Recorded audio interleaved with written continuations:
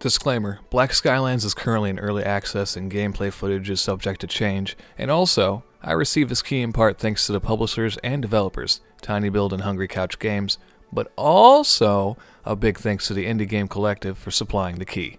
So, a quick summary to start off our preview of Black Skylands is this. It's an open-world sandbox adventure game with shoot-'em-up elements as well as little simulation to it. You play as Eva, a captain of your own airship, with the mission to go out and reclaim the land for your people after not only an enemy faction is out against you, but so is a mysterious alien threat. It's up to you to uncover the origins of the alien threat and keep your people afloat. Starting out with the important bits, the game runs fairly well at a nice consistent 50 to 60 FPS, however, it does have rather vanilla options to choose from. It is still fairly early in its early access release, barely 2 weeks since this preview has been written, so with that being said, I'd like to think that the devs are most likely planning to add more options and accessibility for those who need it. At the time, I cannot find a roadmap for Black Skylands, so it's hard to say what to expect out of it as time passes, so do with that as you will.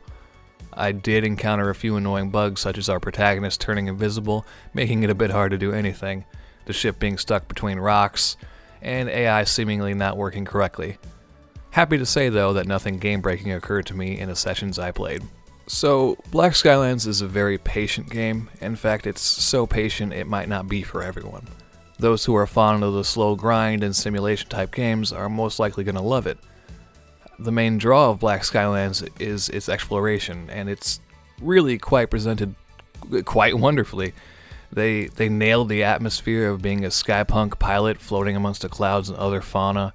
It took me back to vibes of Terraria and Starbound, which to me is a very good thing. The OST can be very whimsical as you navigate through the asteroids, and intense as you find yourself getting into battle, and it truly adds up to a nice experience. I'd be remiss if I didn't talk about the amazing parallaxing they have in this game.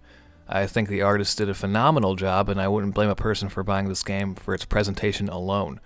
I even had to fight vertical a little bit on occasion because of how much depth there seemed to be. The main gameplay loop is you going out to capture back islands from the enemy faction, solve puzzles, and collect enough material to upgrade your ship and your own equipment so you can go even deeper into the map. Sort of reminiscent to the newer Assassin's Creed games. However, it did become quite tedious a little fast, unfortunately. I felt like I had to constantly upgrade and was never able to keep a leg up on my enemies no matter what I did. It didn't help that the resources needed to upgrade your stuff wasn't exactly abundant. Neither were the things to do as you fly from island to island. You might fight the occasional baddie or three and destroy some asteroids, but other than that, it leaves you with an empty feeling as there's not much around. Speaking of the ship, it controls just how you think it would, and the dogfights you find yourself in can be either hilariously clumsy or extremely one-sided. It's fairly the same for ground combat as well. You'll find yourself rolling around or using your grappling hook to get the advantage on enemies only to get caught in an object or fall off. The parallaxing unfortunately causes a bit of a double-edged sword. The UI could also get in the way at times, covering up enemy bullets or just covering up Eva entirely. It is, however, quite satisfying to sneak up on enemies and get a backstab instant kill on them. So, while the combat isn't without its faults, I don't think it's necessarily terrible. It just has some jank to it here and there. So, as we draw the preview of Black Skylands to a close, I'd say unless you're a hardcore fan of these simulation-type adventure games, hold off a bit as they carve out the experience. It's certainly a pretty game, but its lack of things to do outside the main questline hold it back. Thankfully, the developers seem to be on it, and well, that's the purpose of early access, right?